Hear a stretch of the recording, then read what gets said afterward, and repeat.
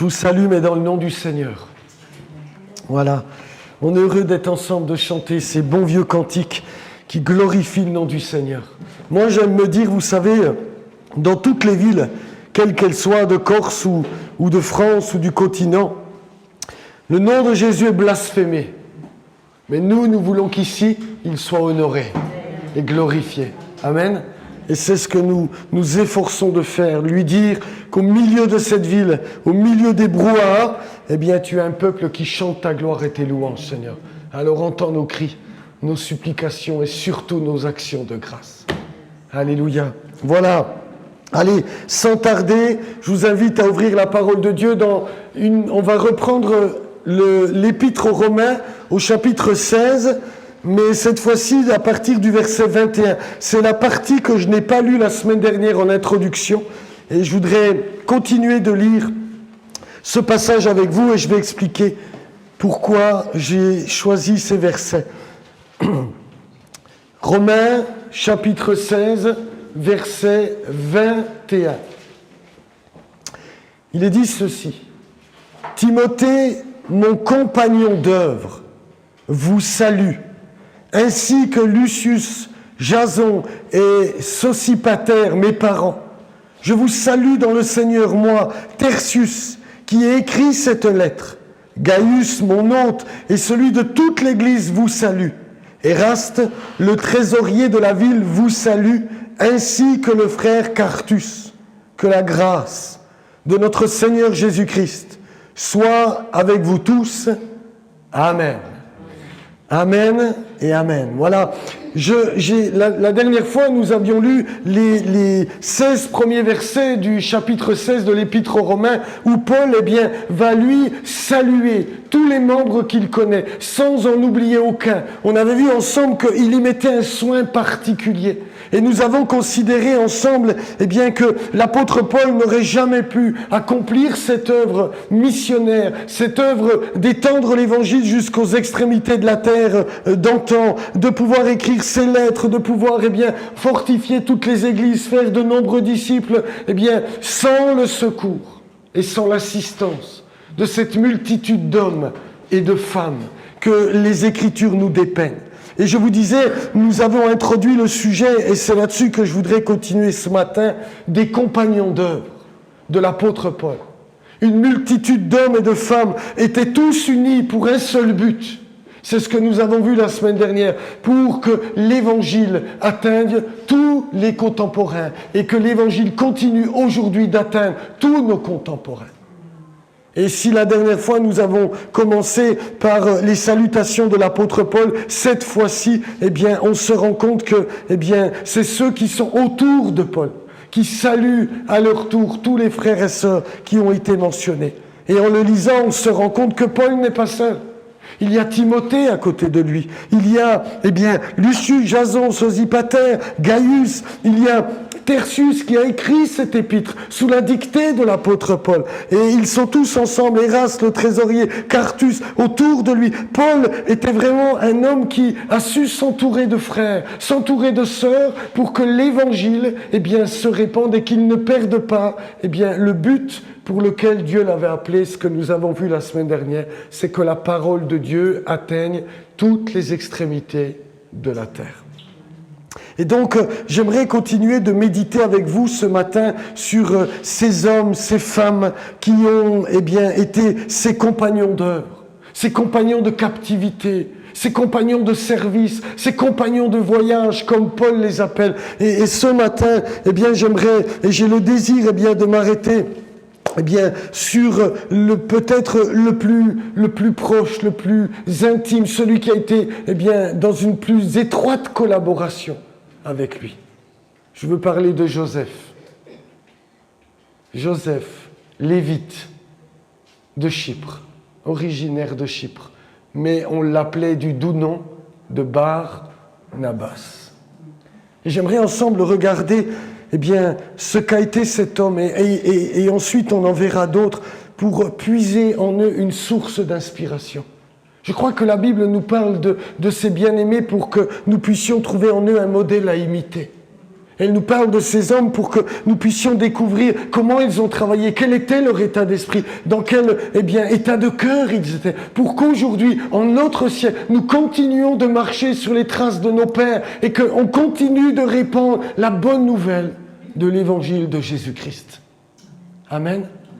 Alors j'aimerais qu'on puisse ouvrir la parole de Dieu dans l'épître, dans les Actes des Apôtres, pardonnez-moi, au chapitre 4 et au verset 36.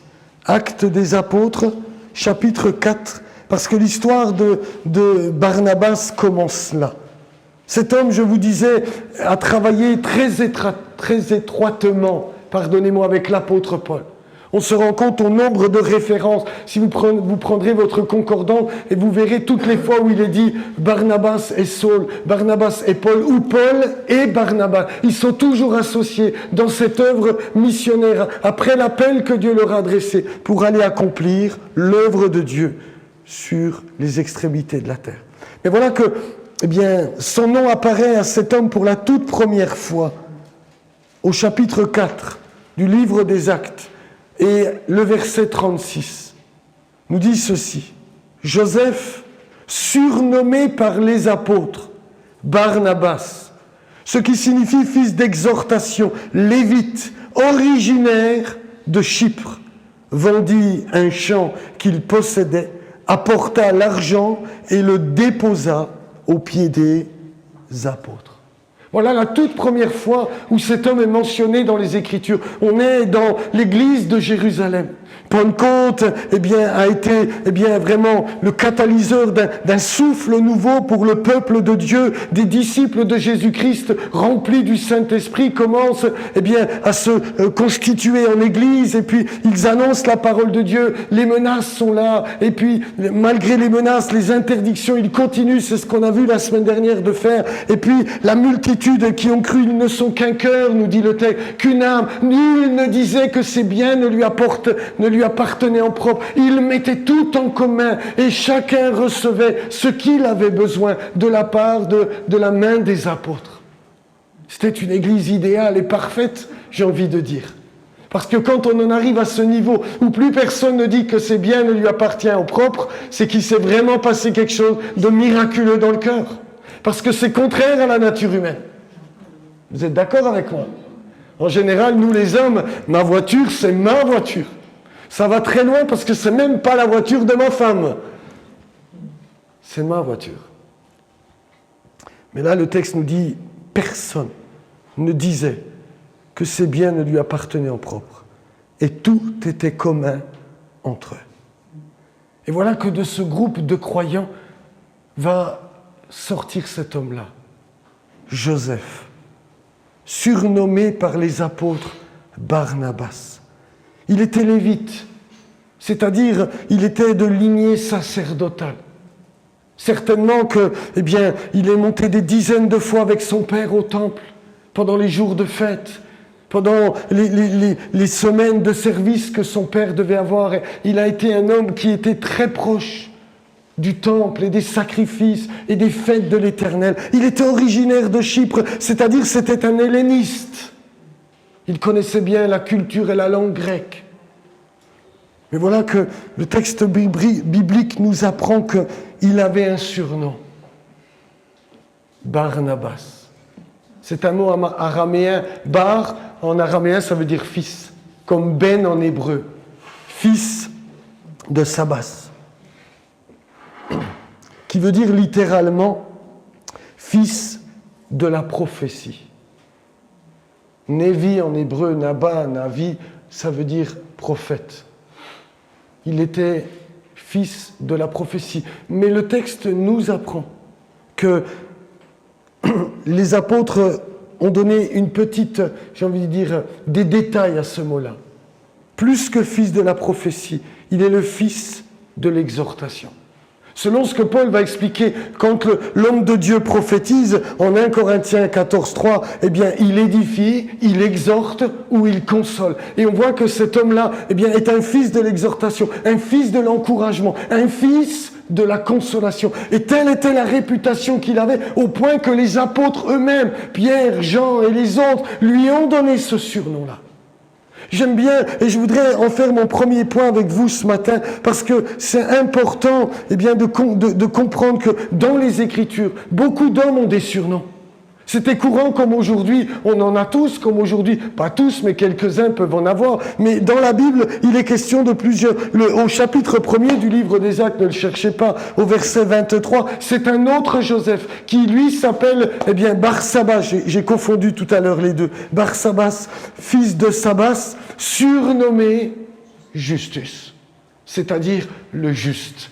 Et croyez-moi, pour que dans l'époque biblique, dans le monde de l'église de Jérusalem, pour être appelé le juste, c'est que cet homme était extrêmement pieux. On n'appelait pas un juste, comme ça à la légère. C'est que c'était un homme qui était un homme de prière, un homme d'aumône, un homme de jeûne qui pratiquait la justice, qui était constamment, à pratiquer les ordonnances que le Seigneur avait. Et cet homme-là avait donné, et cet homme-là était surnommé le juste. Dans le livre des Actes, au chapitre 10, verset 5, il est répété souvent « Simon, surnommé Pierre ».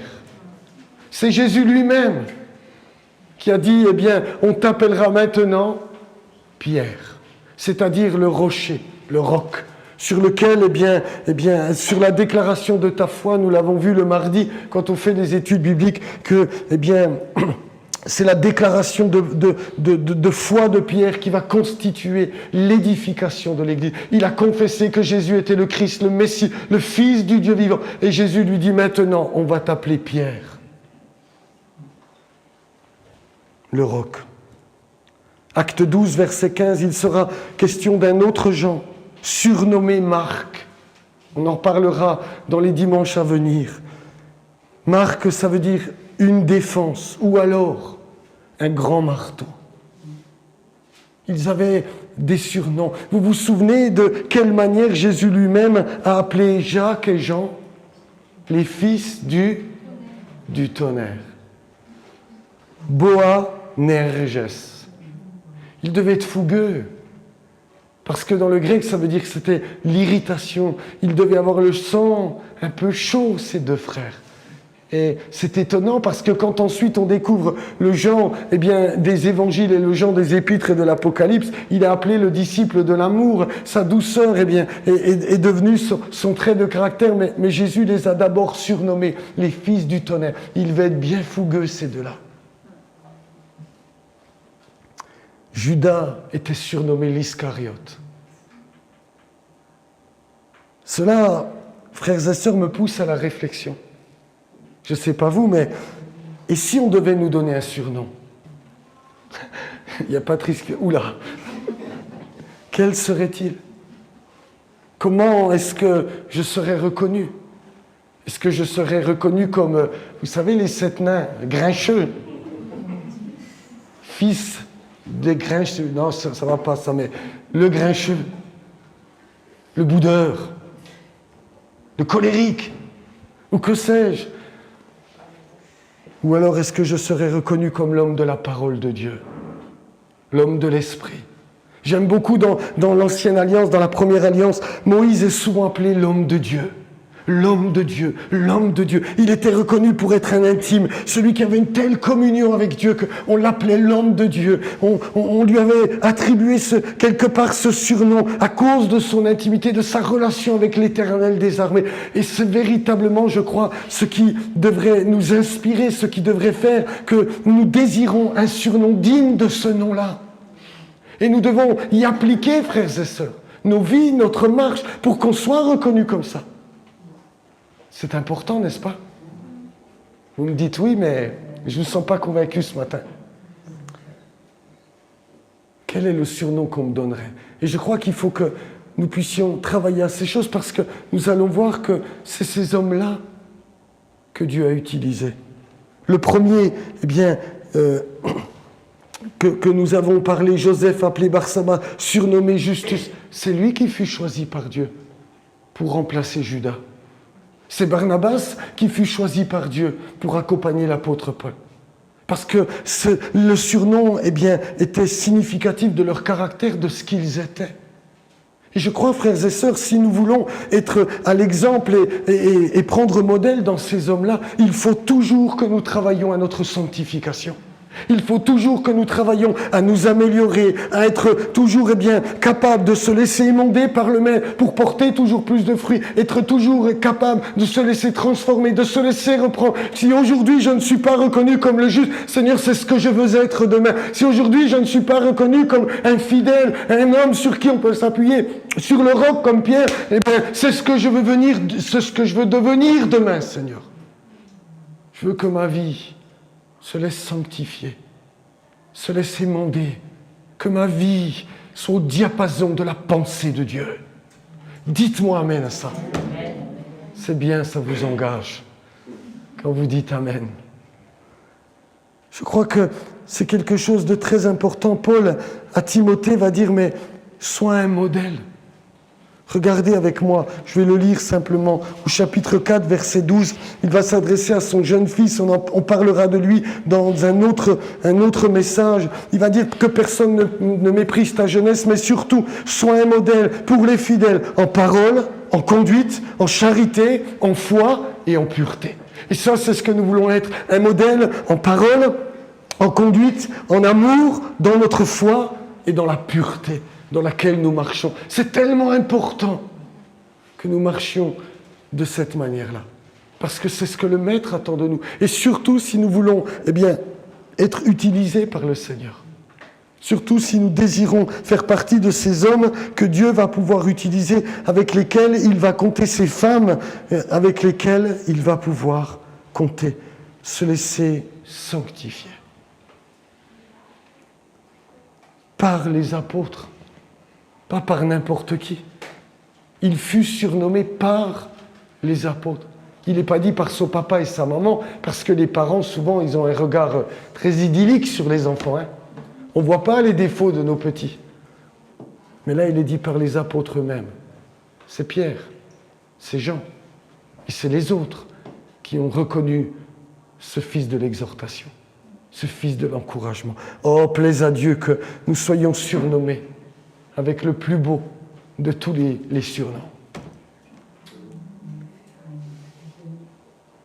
Parce que le texte continue au verset 37 que nous avons lu. Il est dit, il vendit un champ. Et il apporta l'argent et le déposa aux pieds des apôtres.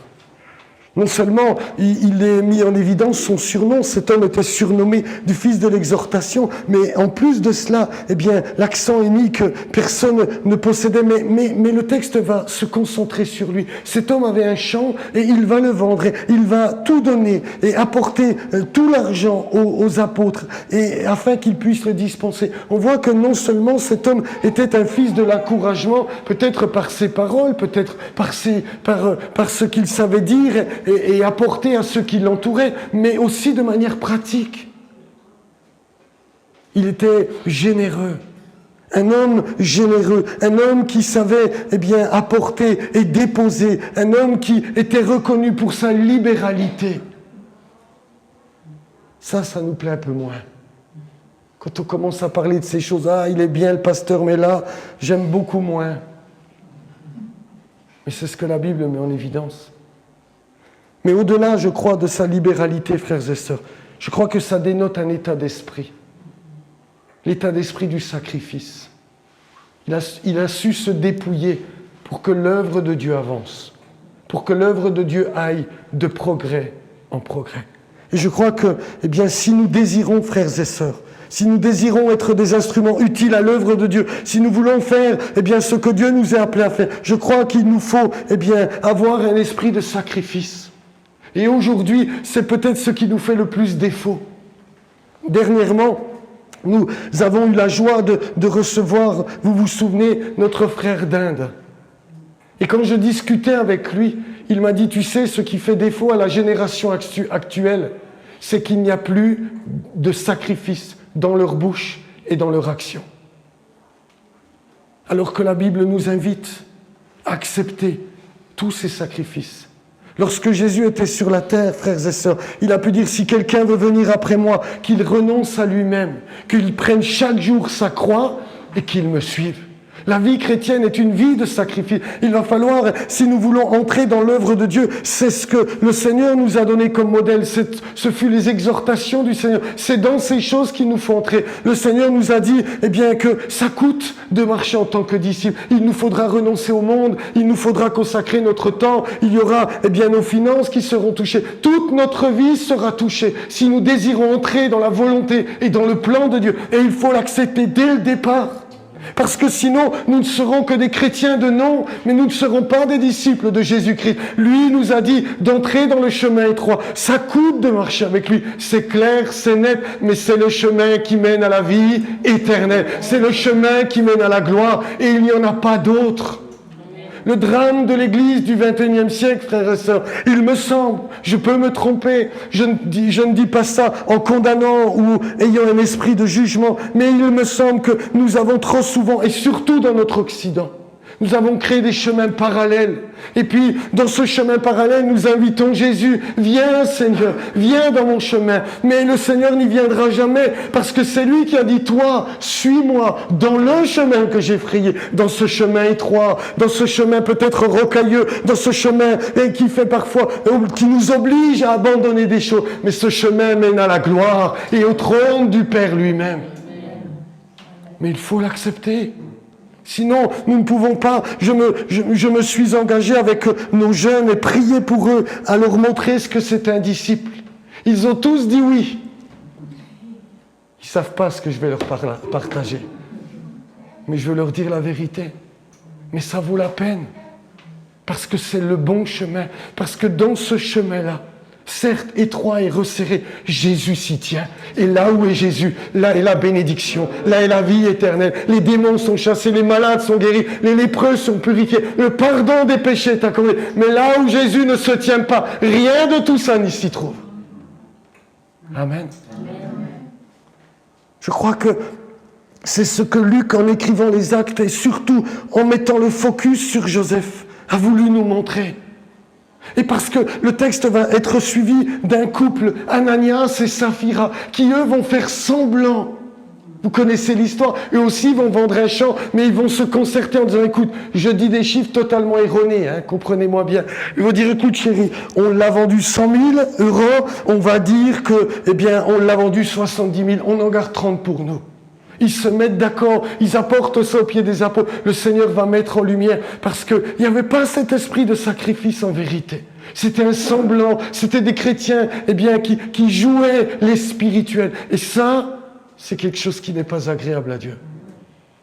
Soyons vrais. Reconnaissons là où nous avons encore des progrès à faire. J'ai encore tellement de progrès à faire. Vous avez encore des progrès à faire. Ma fille a énormément de progrès à faire. Mais Dieu est prêt à nous donner la main d'association si nous acceptons d'entrer dans ce chemin pour être selon sa volonté. Et ces hommes-là se sont laissés sanctifier, ont accepté le prix à payer pour être des disciples de Jésus-Christ. Lorsque le Seigneur était sur la terre, non seulement il a dit de prendre notre croix et de le suivre, mais il a dit aussi, prenez mon joug sur vous et recevez mes instructions. Jésus a évoqué deux grands symboles, frères et sœurs. Il faut bien qu'on soit conscient de ça, pour représenter une vie consacrée, pour représenter une vie de disciple à la suite de Jésus-Christ. La croix et le joug, le sacrifice et le service, le sang et la sueur, j'ai envie de dire. C'est les symboles que Jésus a mis en lumière et nous inviter à le suivre. Alors vous pourrez me dire, mais c'est fou, c'est pas possible. La vie chrétienne, c'est le bonheur, la vie chrétienne, c'est l'épanouissement. Oui, mais dans ce chemin-là, parce que c'est là, je répète ce que j'ai dit, que Jésus, eh bien, c'est là où Jésus se trouve, et là où il est lui. Il y a tout ce dont j'ai besoin. Mais lui, il nous a dit, tu veux être le premier au dernier jour ? Sois le dernier aujourd'hui. si tu acceptes aujourd'hui d'être le serviteur de tes frères et de tes sœurs, au jour où je reviendrai, alors tu seras le premier. Parce que les choses vont être inversées. Les petits vont être élevés, les grands vont être abaissés. Oh, quelle gloire ce sera pour nous d'être assis à la table du roi. Parce que ici-bas, nous aurons accepté d'entrer dans ce chemin étroit et resserré. Mais si nous voulons une église qui porte du fruit, si nous voulons une église qui se répand et qui annonce « il faut marcher », dans ce chemin-là. Il n'y en a pas d'autre. Sinon, c'est un leurre. Et on se trompe. C'est bien, je vois que quand même beaucoup disent oui, il a raison. Je vais continuer avec notre Barnabas. Chapitre 9, cette fois-ci. Verset 26, regardez. Chapitre 9. Saul de Tarse vient de se convertir sur le chemin de Damas. Il est obligé de fuir, vous connaissez. Eh bien, je vais même lire à partir du verset 23. Chapitre 9, verset 23, regardez ce qu'il est dit. Au bout d'un certain temps, les Juifs se concertèrent pour le tuer, et leur complot parvint à la connaissance de Saul. On gardait les portes jour et nuit afin de lui ôter la vie. C'est comme ça qu'a démarré la vie de l'apôtre.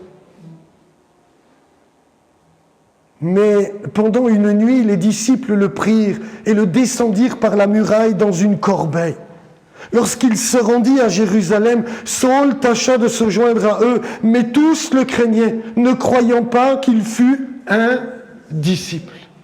Mais alors, Barnabas, l'ayant pris avec lui, le conduisit vers les apôtres et leur raconta comment, sur le chemin, Saül avait vu le Seigneur qui lui avait parlé et comment à Damas, il avait prêché franchement au nom de Jésus. Je trouve ce passage extraordinaire parce que ce Barnabas revient pour la seconde fois. Cette fois-ci, le texte nous apprend que, Paul a dû fuir parce que Damas est devenu dangereux. On a décidé de lui ôter la vie. Les disciples prennent du courage et le font descendre le soir le long de la muraille dans une corbeille. Et de Damas, il descend jusqu'à Jérusalem. Et Saul, arrivant à Jérusalem, nous l'avons lu au verset 26, il va tâcher de se joindre à l'église. Mais voilà que la crainte s'est emparée. Personne n'a cru à cela. Ils ne croyaient pas qu'il fût un disciple. Non, il est en train de nous tromper, se sont-ils dit. C'est un faux frère. Il vient voir, nous épier, nous écouter. Ne nous laissons pas tromper. Et les portes restaient closes pour l'apôtre Paul. Peut-être qu'il a fait plusieurs églises de maison. Peut-être qu'il a fait plusieurs endroits en plus. Peut-être qu'il a été tenté d'aller sous le portique de Salomon dans le temple. Mais la porte était fermée pour lui parce qu'on n'y croyait pas. Mais comment les blâmer ? Rappelez-vous comment démarre le chapitre 9 quand Saul a rencontré Jésus sur le chemin de Damas. Il est aveugle, ça fait 3 jours qu'il prie, et puis Dieu se révèle à un disciple, un vrai, Ananias, qui était renommé et connu de tous et reconnu comme un disciple de Jésus-Christ. Me voici, Seigneur. Tu iras, je perds mes mots, tu iras, il lui dira, dans la maison de Juda, vers un nommé Saul de Tarse. Et là, Ananias va lui répondre, tu peux le mettre si tu veux, au chapitre 9, au verset 13, Ananias répondit, Seigneur, j'ai appris de plusieurs personnes tout le mal que cet homme avait fait à tes saints dans Jérusalem. Et il a ici des pouvoirs de la part des principaux sacrificateurs pour lier tous ceux qui invoquent ton nom. Ananias, dans cette vision, va dire, Seigneur, je crois que là, je me permets de te dire, Seigneur, je crois que là, tu t'es trompé. Parce que tu sais qui est cet homme-là. Non, Seigneur, il ne peut pas être ton disciple. Il est venu pour nous mettre en prison. Il est venu pour lier. Il est venu pour nous faire, abjurer. Il est venu pour nous torturer, Seigneur.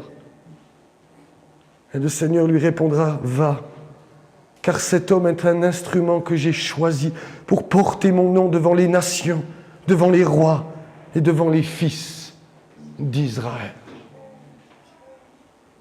Et ensuite, Paul sera guéri.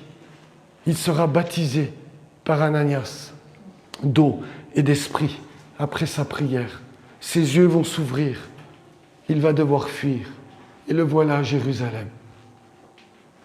Les portes sont fermées, tout est clos. Et le verset 27 nous dit, alors, Barnabas. C'est très intéressant. C'est comme un héros qui surgit. Vous ne trouvez pas la manière dont Luc... Alors Barnabas. Alors voilà le héros qui surgit. Et cet homme-là, il réapparaît une deuxième fois. Cette fois-ci, pour nous dire un homme qui a osé croire en la conversion de l'apôtre Paul. Un homme qui va le prendre avec lui, il va le prendre sous son aile, il est dans son rôle d'exhortation, de consolation, d'édification. Il va le prendre sous son aile, il va l'amener vers les apôtres. Et il va leur dire, regardez comment il s'est converti, regardez de quelle manière il a parlé de Jésus. Mais moi je crois, frères et sœurs, que Luc nous fait savoir ces choses-là pour nous faire entrer dans l'état d'esprit de Barnabas. Non seulement c'était un homme qui se laissait sanctifier, non seulement c'était un homme qui acceptait le sacrifice, mais en plus de cela, je crois que c'est un homme qui a osé croire à la puissance transformatrice de l'évangile de Dieu. Un homme qui a cru que l'évangile que nous prêchons est capable de toucher, de transformer même les pires d'entre nous, même ceux auxquels nous ne mettrons pas un péco sur eux. Dieu a la puissance et la capacité de changer tout Porto Vecchio. Une parole de sa part et les pires sont transformés. Et pour faire l'œuvre de Dieu, il faut que nous aussi nous y croyons. Pour faire l'œuvre de Dieu, il faut croire que Dieu est capable de sauver et de délivrer peut-être les pires d'entre nous. Vous me dites amen à ça? Je vous embête à toujours vous demander amen. Hein. C'est pour vous empêcher de vous endormir. Parce que vous ne pouvez pas me tromper. Ceux qui baissent la tête, je sais que vous ne méditez pas. Vous dormez. Ah, je vous embête. Il a cru à cela. Il a cru à la puissance de l'Évangile. Il a cru que c'était possible que même Saul de Tarse se soit vraiment converti. Et regardez avec moi, je reviens à la première épître de Paul, à Timothée, au chapitre 1er. C'est Paul lui-même qui rendra ce témoignage. Regardez ce qu'il va dire, 1 Timothée chapitre 1, et je vais lire à partir du verset 12. 1 Timothée 1, verset 12. Il est dit, je rends grâce à celui qui m'a fortifié, à Jésus-Christ notre Seigneur, de ce qu'il m'a jugé fidèle, en m'établissant dans le ministère.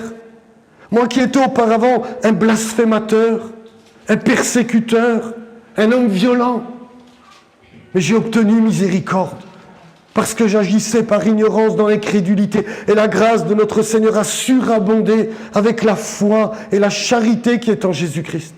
Écoutez ce qu'il va dire. C'est une parole certaine et entièrement digne d'être reçue, que Jésus-Christ est venu dans le monde pour sauver les pécheurs, dont je suis le premier. Mais j'ai obtenu miséricorde, afin que Jésus-Christ fit voir en moi le premier toute sa longanimité, pour que je servisse d'exemple à ceux qui croiraient en lui pour la vie éternelle. Au roi des siècles, immortel, invisible, seul Dieu, soit honneur et gloire au siècle des siècles. Amen. Paul lui-même va dire, mais comprenez, moi qui étais un blasphémateur, moi qui étais un homme violent, moi qui étais un persécuteur, Dieu m'a sauvé pour montrer jusqu'où peut aller l'étendue de sa grâce. Il n'y a pas un homme, il n'y a pas un pécheur qui ne peut pas être rejoint par la bénédiction et la grâce de Dieu. Tous ceux qui s'humilient, se repentent devant Dieu, Dieu se laisse fléchir et il relève, et il restaure, et il bénit. C'est ça l'évangile de la grâce de Dieu que nous prêchons. Et nous devons y croire. Je vous raconte une anecdote qui se trouve dans un des livres de Charles Spurgeon. Vous connaissez le grand prédicateur anglais. Cet homme-là avait, une école où il enseignait des jeunes pasteurs. Et puis, très régulièrement, il les envoyait pour aller évangéliser leurs contemporains. Et puis il y avait un groupe de jeunes qui partaient, qui distribuaient, qui invitaient, qui priaient pour les gens et qui revenaient avec des anecdotes. Il y avait eu des hommes et des femmes sauvés, il y avait des gloires à raconter. Et puis il y en avait un dans le groupe qui revenait toujours tout triste.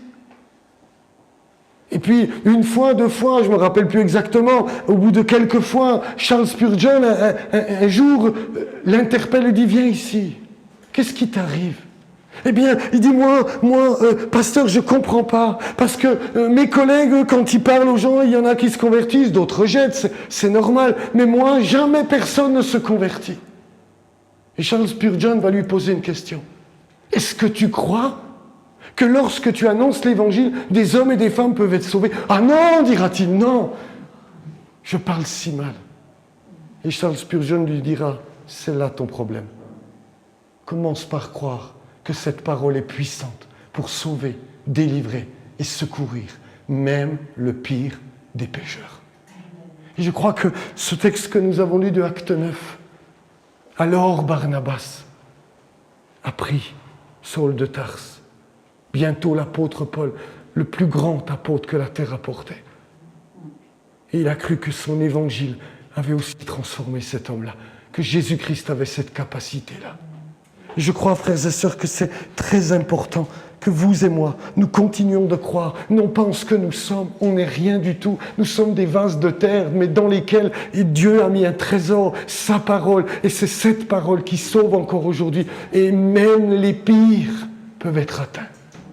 Il n'y a pas de situation, il n'y a pas d'époux, il n'y a pas de fils, il n'y a pas de fille qui ne peut pas être touché par l'évangile si nous acceptons de nous sanctifier, de suivre Jésus et d'annoncer cette bonne nouvelle de la grâce de Dieu. Amen. Alors je continue quelques instants au chapitre 11, parce que Barnabas va revenir dans notre histoire.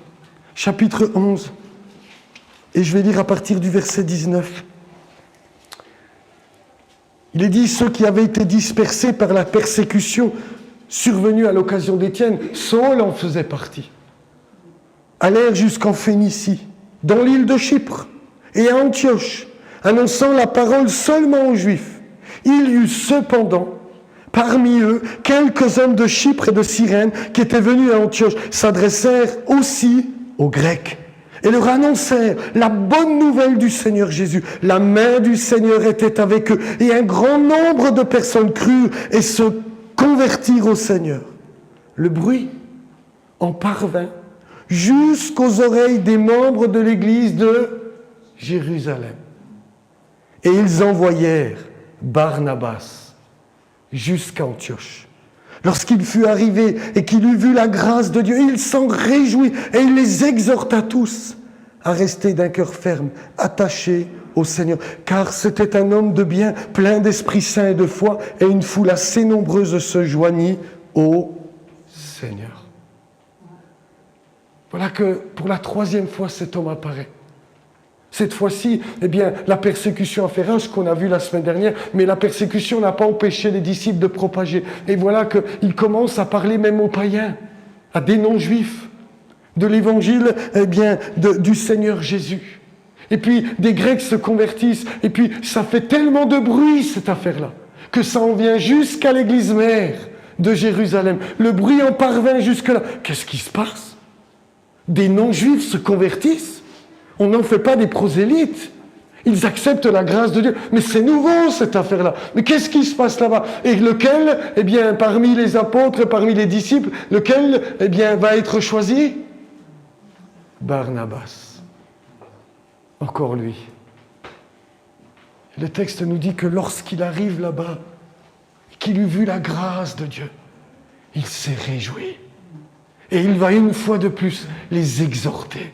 Oh, le fils de l'exhortation, et qui fait son œuvre, et il les exhorte à rester tous ensemble attachés au Seigneur d'un cœur ferme. Combien c'est extraordinaire de voir ça, un homme qui se réjouit de la grâce de Dieu. Mais en vérité, si nous réfléchissons à ce que Luc est en train de nous dire, c'est la suite de ce qu'on vient de dire. Parce que jusqu'à maintenant, l'évangile n'allait pas chez les païens. C'était uniquement réservé aux Juifs. C'était pas pensable qu'un païen se convertisse. Non, l'évangile, c'est pas pour eux, c'est uniquement pour nous. Mais voilà que si, l'évangile était aussi pour les non-juifs. L'évangile allait atteindre les extrémités de la terre. Et il fallait un homme assez fou pour croire que cet évangile pouvait atteindre les païens. Et qui fut envoyé? Barnabas. Et lui, quand il a vu ça, il n'a pas « Oh, scandale! Qu'est-ce qu'ils ont fait vite ?»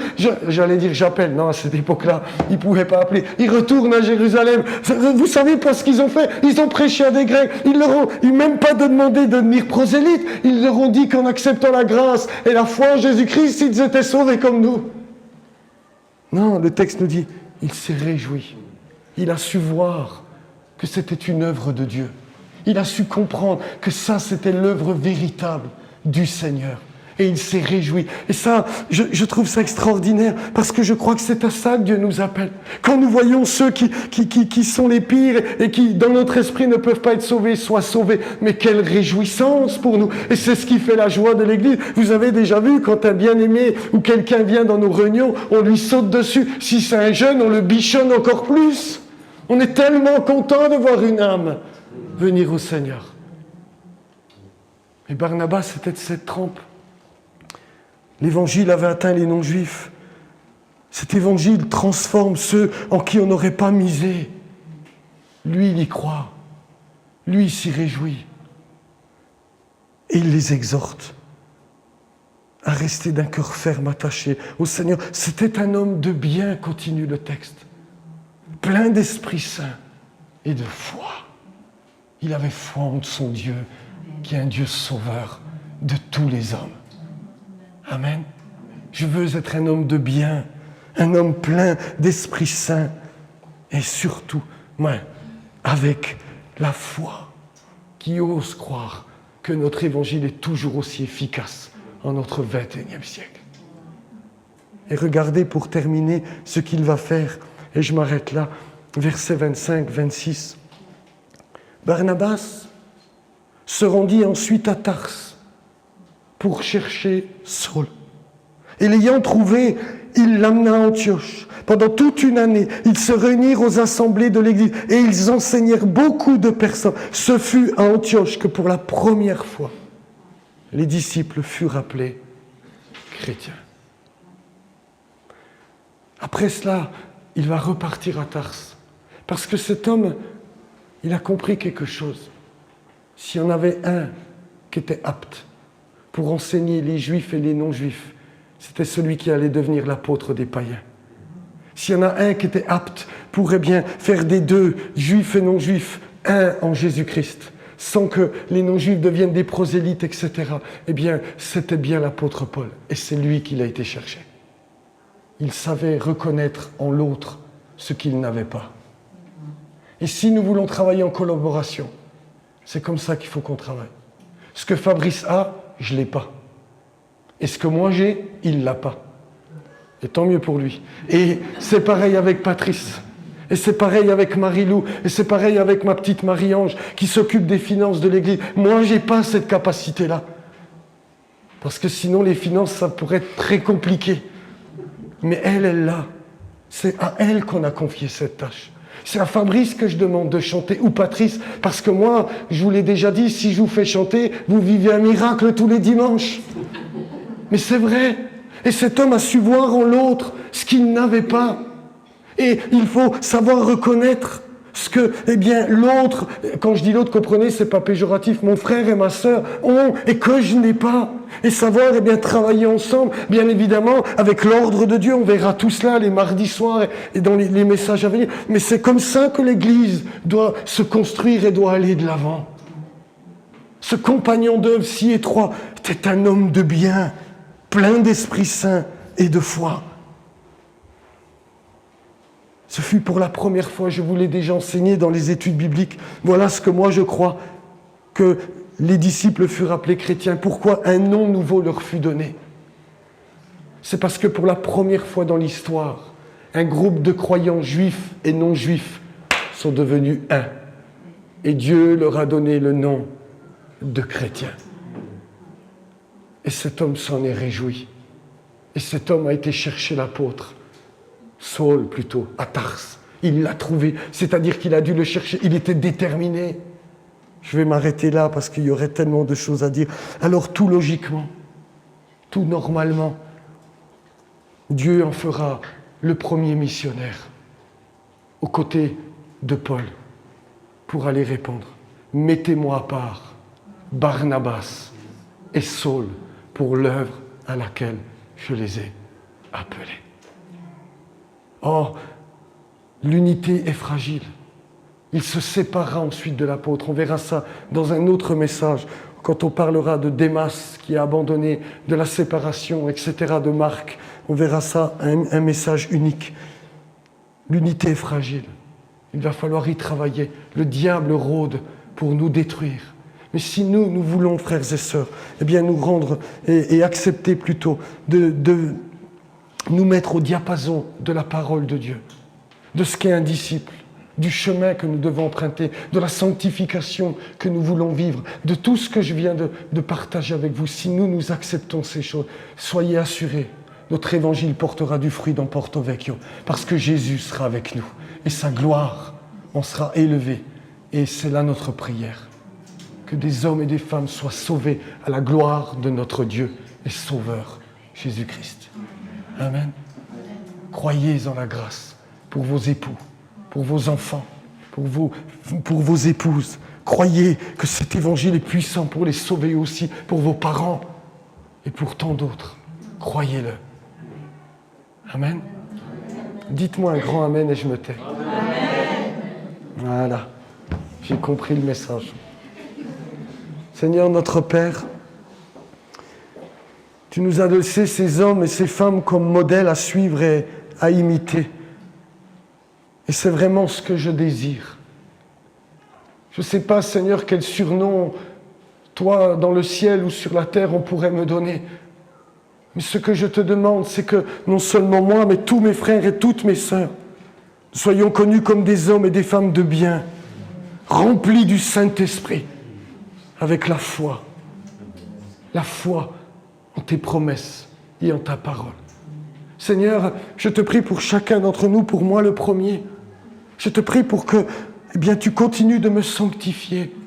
Tu continues de sanctifier mes frères et mes sœurs, du plus jeune au plus ancien, que nous continuions de porter toujours plus de fruits, que tu continues de changer nos traits de caractère, que notre douceur, notre humilité, notre amour, Seigneur, soit vraiment palpable au milieu de nous. Je te prie de tout mon cœur de préserver l'unité de l'Église, de nous garder du malin, de ses ruses, de ses loups, de tout ce qui est contraire à ta volonté. Seigneur, je te prie de bénir chacun. Fais de nous, Seigneur, des instruments entre tes mains pour que Porto Vecchio, Bonifacio, Piano Toli, et puis Arad, et puis Palavese, et puis Mouratel, et puis tous les villages jusqu'à Zon entendent parler de l'évangile glorieux de Jésus-Christ ton Fils. Seigneur, s'il te plaît, fais ton œuvre dans nos cœurs, parmi nos jeunes et nos moins jeunes, pour être toujours dans ta volonté. Au nom de Jésus ton Fils. Amen. Amen.